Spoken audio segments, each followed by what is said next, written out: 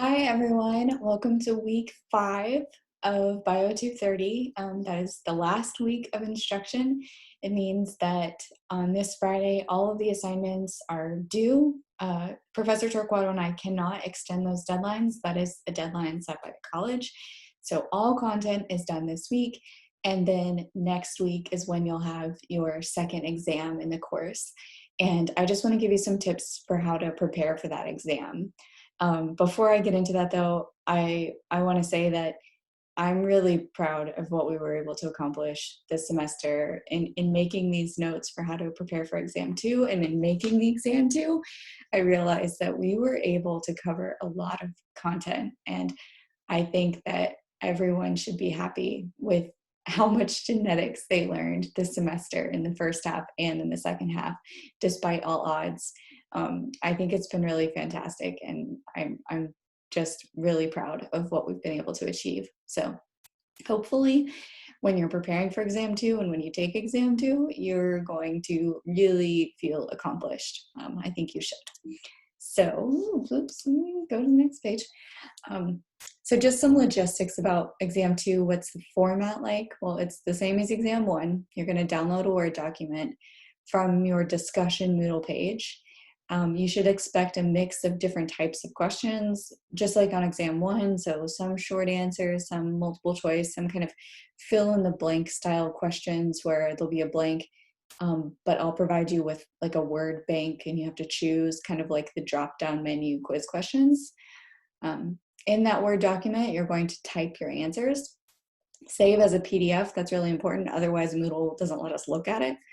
And then upload that PDF to your discussion Moodle page under the correct assignment. So for example, this is what you should see on your Moodle page. You'll be downloading it from there and then uploading it to that exam 2 submissions here.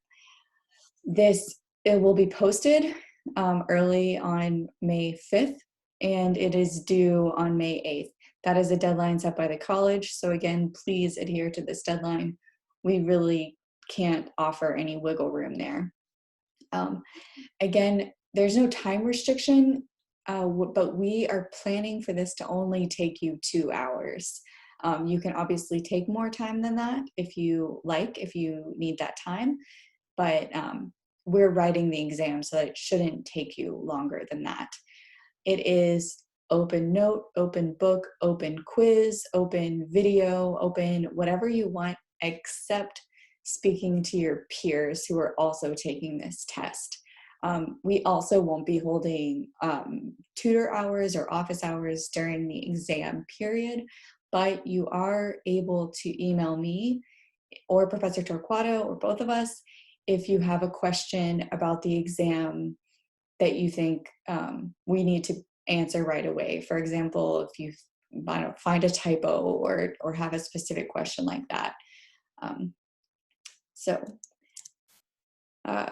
Once you download the exam and you complete it, before uploading your document, please check that you answered every single question. Just skim through it one last time and make sure your answers are recorded.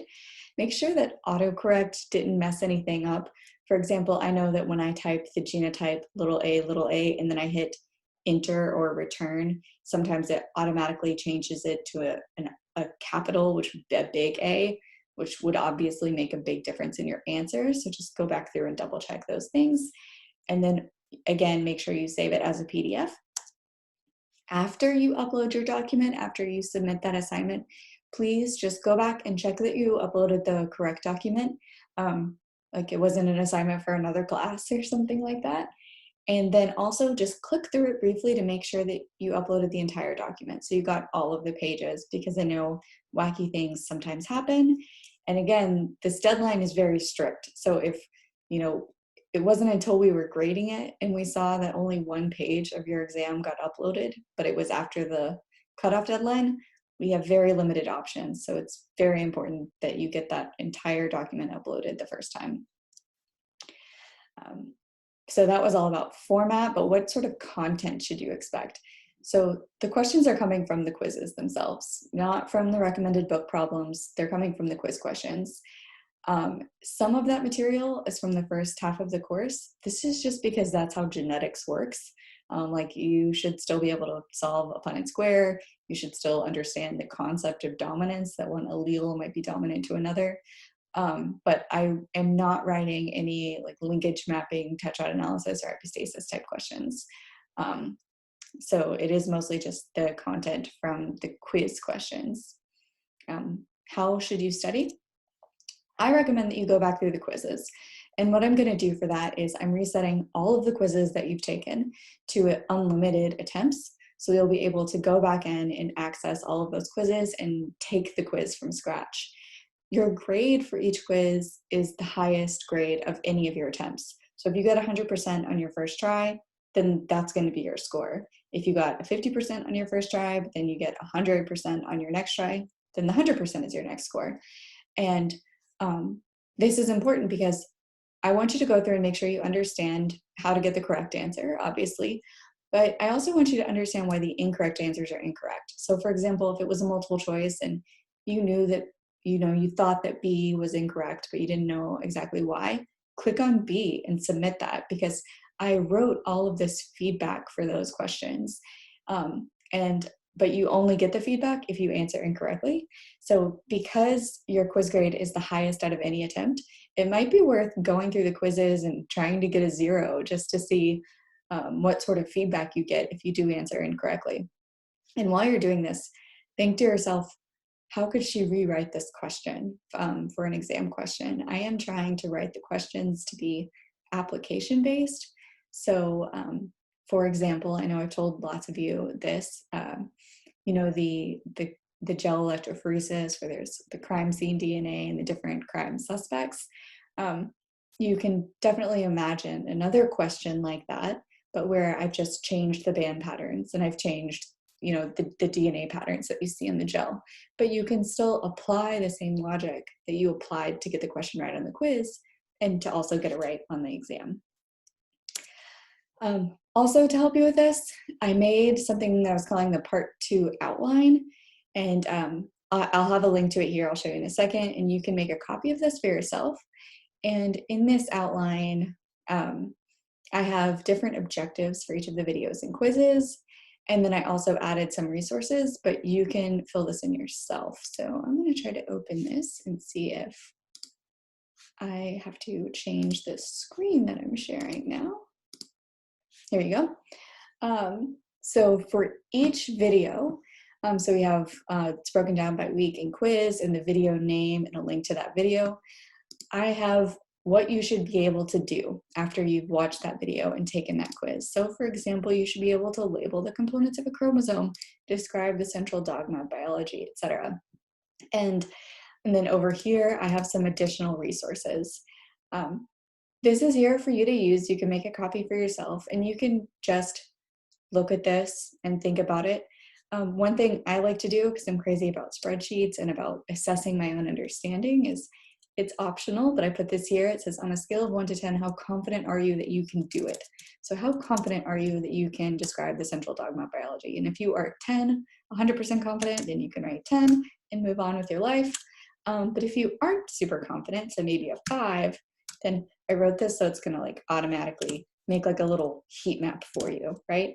So at the end of the day, when you're studying, you should be able to go through and get rid of all the red things, hopefully.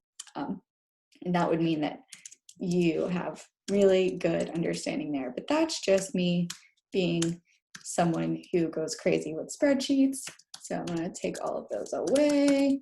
Another thing that I think you should do for yourself is visit these additional resources that I posted here for each of these. So for example, if you are not confident about describing the purpose of each feature on a plasmid map, obviously rewatch that video, revisit the quiz question that I asked about that, see chapter 9.2, and then maybe you want to find your own things and fill in your own additional resource here, right?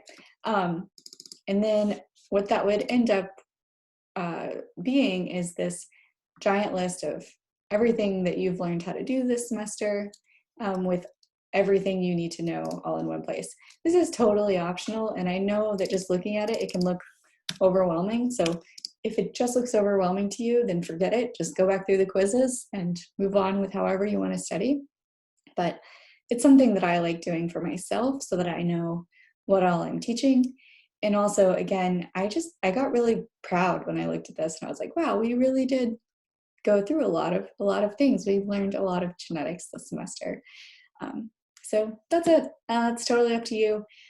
Good luck studying. I still have office hours this week and appointments. You should use those as well to help you prepare. But if I don't see you face to face again, then it was a really great semester, and I'm confident that everyone's going to do great on this exam. And I can't wait to see it.